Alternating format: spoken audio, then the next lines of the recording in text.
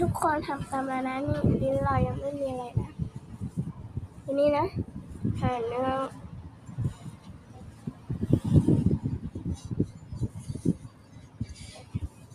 ทำไมนะยังไม่มีอะไร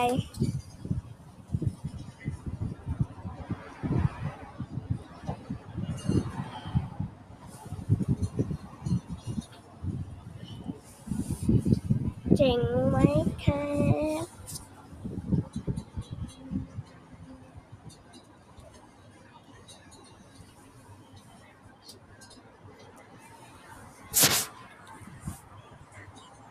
เนี่ยปากเราก็ไม่ได้มีอะไรนะ